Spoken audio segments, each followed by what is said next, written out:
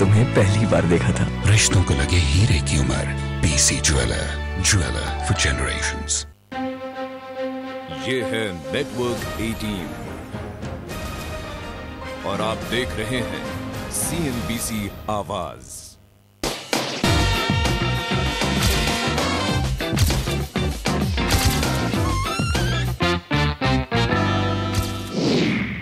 किशोर को संवारना है बेटियों का भविष्य और करनी है रिटायरमेंट की प्लानिंग। क्या गौरिका के गुरुमंत्र से पूरे होंगे किशोर के गोल? विनोद को चाहिए 1 करोड़ रुपए की पूंजी, लेकिन होम लोन की EMI से कैसे बिठाएंगे निवेश का संतुलन? परिवार में छोटे छोटे इतने खर्चे होते हैं कि ज्यादातर लोगों को समझ में नहीं आता कि आखिर सारे पैसे जाते कहाँ हैं। लेकिन ध्यान से देखेंगे तो पता चलेगा कि खर्चों पर कहाँ और कितनी लगाम लगानी है। और मैं गौरिका चौधरी सबका सपना मनी मनी में आपको यही समझाने की कोशिश करती हूँ कि आप किस तरह अपने खर्चे घटाकर अपनी सेविंग्स को बढ़ा सकते हैं। आज स्टूडियो में मेरे साथ मौजूद हैं 33 साल के किशोर सुर्वे, जो मुंबई में अपनी पत्नी, बेटी और माता पिता के साथ रहते हैं। किशोर, वेलकम टू द शो। आइए बताइए, मुंबई में कब से रहते हैं आप?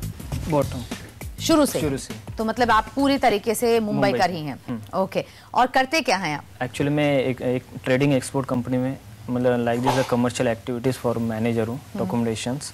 और 33 साल के हैं आप, वो तो हमने दर्शकों को बता दिया, लेकिन कितने साल से नौकरी कर रहे हैं? Actually last 10 years। और आपकी बिटिया कितनी उम्र की है? 2.5 years। 2.5 years। तो स्कूल जाना उसने भी शुरू कर दिया? Just play group. Play group, okay. तो फिर पहले नन्हे कदम अभी शुरू हो चुके हैं पढ़ाई के लिए और आई एम श्योर खर्चों के लिए भी। हाँ किशोर, आपने हमें बताया था कि आप अपनी तनख्वाह में से पिताजी को 7,000 रुपए देते हैं। ये घर के खर्चे के लिए देते हैं, किस चीज? जस्ट लाइक घर के खर्चे, दूसरे कुछ भी, जैसे मतलब मंथली कुछ भी एक्सपेंस होता है, लाइट बिल, व्हाटएवर, जो सब एक्सपेंसेस के लिए देता हूँ खर्चे। और पत्नी को भी आपने कहा कि आप कुछ पैसे देते हैं, कितना पैसा? 3,000 रुपीज। 3,000 रुपीज हर महीने देते हैं। ये बताइए कि आपने बताया था कि आप का एक क्रेडिट कार्ड है, आप वो इस्तेमाल करते हैं अक्सर अपनी खरीद फरोख्त के लिए।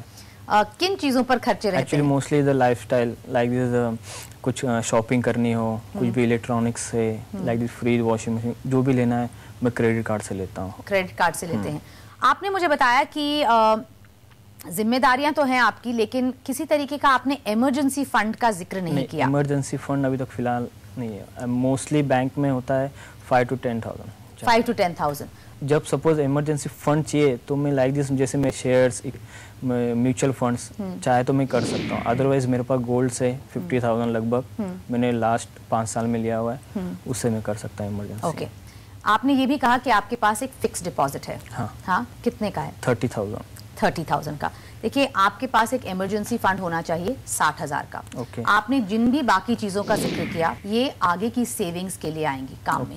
क्योंकि अगर आप किसी इमरजेंसी में इस सबको भुना देंगे तो आगे के लिए क्या करेंगे? लेकिन वो जो फिक्स डिपॉजिट है वो एक शुरुआत है, अच्छी शुरुआत है। 30,000 रुपए आप उसमें प्लीज बने रहने दीजिए। इसके अलावा आपको अपने बैंक अकाउंट में 5-10 नहीं, कम से कम 30,000 रुपए जोड़ने हैं। ओके। और ये वो पैसा नहीं है जो कि 60 दिन बाद आपके क्रेडिट कार्ड में साफ हो जाएगा। ओके, ये एक इमरजेंसी फंड है। 7,000 और 3,000, 10,000 रुपए का तो आपने लेखा जोखा बता दिया। अब इस सब खर्चे के बाद आपके पास हर महीने कितने पैसे बचते हैं जो आप सेविंग्स में डाल सकते हैं? सेविंग्स में एक्चुअली में 15 बचते हैं। उसके बाद 5,000 डिसिप्लिन है कि मेरा मैं म्यूचुअल फंड में लगाऊं, mutual fund plus PPF। Okay. उसके बाद बचते हैं मेरे पास कम से कम 5,000 रुपए।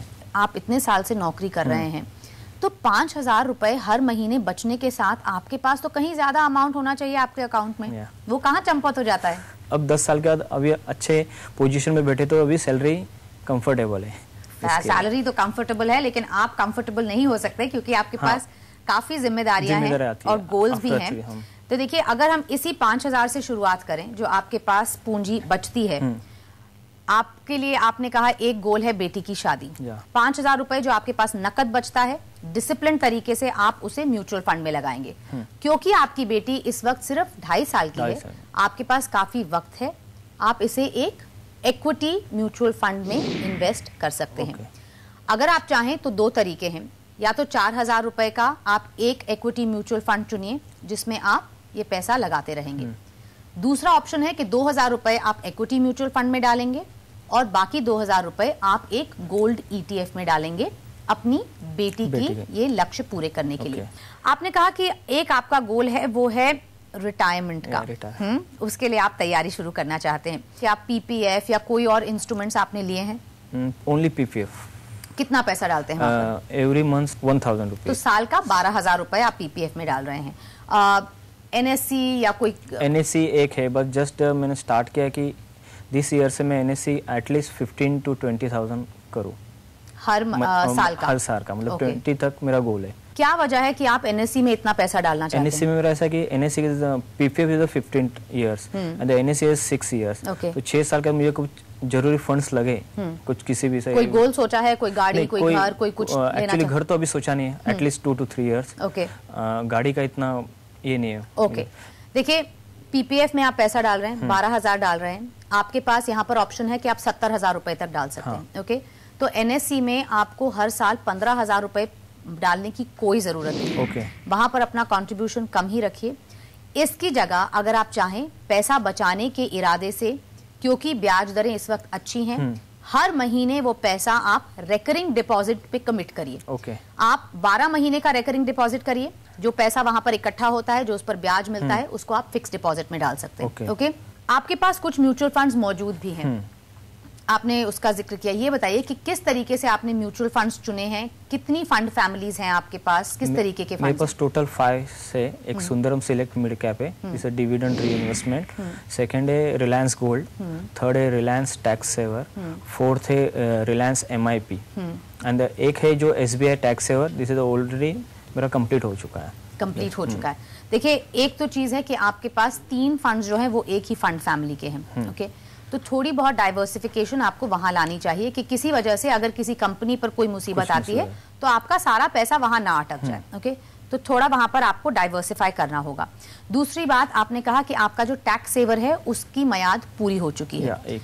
उस टैक्स सेवर से जो पैसा निकल रहा है उसे भी आप लॉन्ग टर्म के लिए SIP के जरिए म्यूचुअल फंड्स में डालना शुरू करेंगे। ओके, आप इसे प्योर इक्विटी म्यूचुअल फंड में डाल सकते हैं। ओके, सो दैट आपके लॉन्ग टर्म गोल्स के लिए ये पैसा बढ़ता रहेगा। आप चाहें तो एक डेट फंड ले सकते हैं अपने म्यूचुअल फंड पोर्टफोलियो को थोड़ा और बैलेंस करने के लिए। किशोर, आपने कहा कि म्यूचुअल फंड्स के अलावा आप शेयर बाजार में भी पैसा लगाते हैं।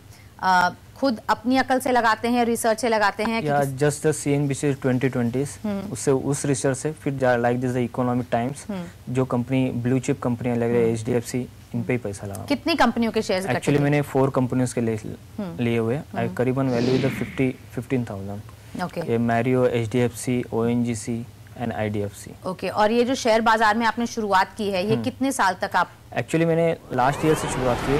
फर्स्ट इतना कुछ टारगेट नहीं था कि क्या ला, जस्ट कमाई, प्रॉफिट बना लिया, बेच दिया। लेकिन अभी जैसे मैंने लॉन्ग टर्म के लिए सोचा हुआ है। आपने धीमी शुरुआत की है, अच्छी शुरुआत की है, प्लीज इसे जारी रखिएगा, but for the long term. Okay, so for at least 5 years you will continue to buy the shares of only these companies which you're holding. अगर आपको लगता है कि नहीं कभी इस कंपनी पे कुछ मुसीबत आने वाली है, तब वहां से एग्जिट करेंगे। पोर्टफोलियो को बहुत ज्यादा नहीं बढ़ाएंगे। जो टैक्स सेवर का पैसा पूरा हो चुका है उसे भी आप चाहें तो 2 हिस्से में बांट के कुछ से अपना इक्विटी पोर्टफोलियो बढ़ाइए, जो कि आपने डायरेक्ट शेयर्स खरीद रखे हैं, बाकी को आप इक्विटी म्यूचुअल फंड्स में जो आपके पास मौजूद हैं जारी रखें। तो किशोर, मैं उम्मीद करती हूँ कि क्योंकि आपके पास जिम्मेदारियां कुछ बहुत हैं, बहुत ज्यादा भार नहीं है, आप इस माहौल का पूरा एडवांटेज लेंगे, फायदा लेंगे and you will discipline yourself. बहुत मुश्किल नहीं है आपके लिए, so it is easily achievable. Yeah thanks so much for sharing with me. और यहाँ पर हम लेंगे एक छोटा सा ब्रेक के बाद मिलेंगे दिल्ली के विनोद से और खोजेंगे उनके सपनों को पूरा करने की चाबी। कहीं मत जाइए।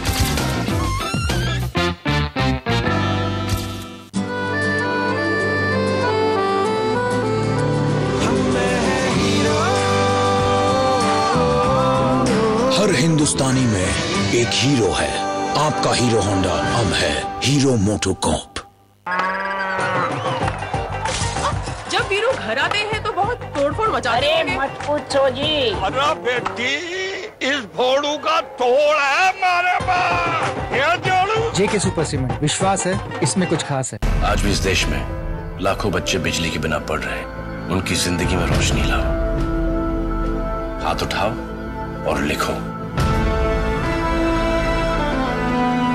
रोटोमैक, लिखो इंडिया की नई पहचान। पावर गॉन, इन्वर्टर ऑन, लेकिन भरोसा कितनी देर तक?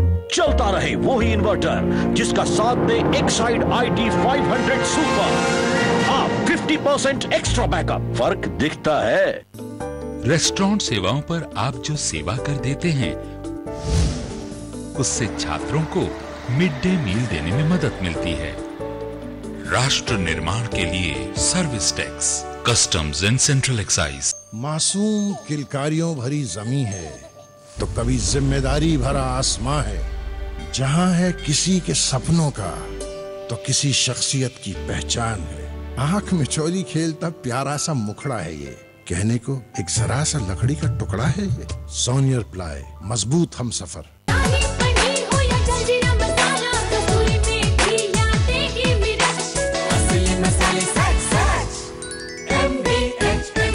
इनका कुछ करो ना डॉक्टर। इन्हें रिचार्ज रूम में ले जाओ।